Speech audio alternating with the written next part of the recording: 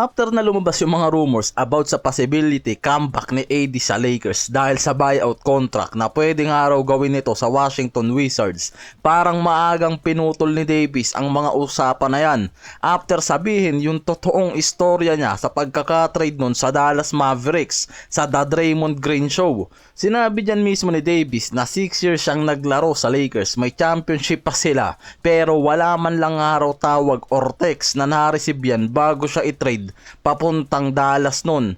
Biglaan niyang nalaman yung trade, walang personal communication mula sa front office. Nauna pang araw siyang tawagan ni Nico Harrison para sabihin matagal ng araw talaga siyang gustong makuha ng Dallas Mavericks. After nyan, dyan mismo tumawag si Davis kay Rob Pelinka para kumpirmahin nga raw yung trade news na to. Diyan mismo pinaliwanag nga raw ni Pelinka kung ano talaga ang reason kung bakit siya trinade.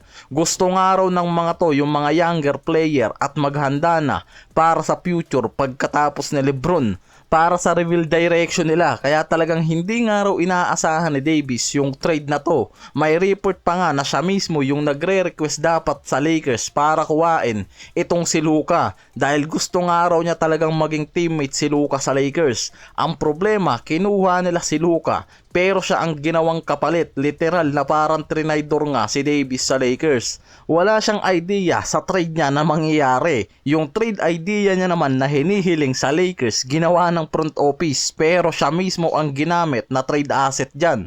Kaya yung mga rumors, hati talaga ngayon yung opinion kung may chance pa talaga na makabalik itong si Davis sa Lakers at mangyari yung gusto niya na maging teammate si Luka.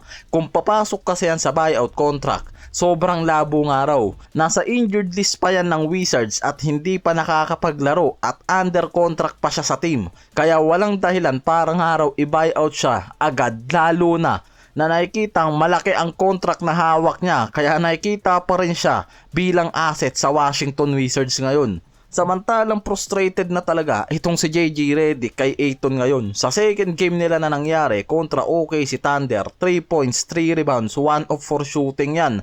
Halos walang involvement yan sa team offense, bagay na inaasahan sa kanya dahil walang Luka, LeBron at Reeves. Ang problema, lalong hindi yan naasahan dahil wala nga raw talagang floor general na magbibigay sa kanya ng bola. Kaya sobrang bagsak yung stats niya dyan kontra OKC Thunder dahil nga nakabase nga lang daw talaga itong si Ayton sa laro ni Luka, Reeves o LeBron. Sinabi pa dyan na hindi naman talaga problema ang play calling o sistema. Sinabi ni Redick sa post-interview na maraming plays na ginawa sila para kay Ayton, post-ups, pick and roll at lobs. Ang problema, yung execution niya mismo. Hindi niya ma-secure ang bola, simple pero critical na skill para sa isang center. Dito sa Pilipinas, kamay baboy tawag dyan mga pare ko ya.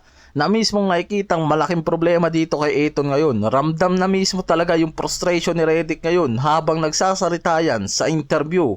Diyan mismo nakikita yung magiging problema nga raw ng Lakers kay Ayton papasok ng playoffs dahil ang center mahalaga sa inside scoring at spacing na mismong nakikita ngayon na nagiging problema nila kay Ayton. Malinaw sa stats niya kontra OKC na nawawalan talaga to ng impact sa oras na walang Luka o Reeves, LeBron na kasama.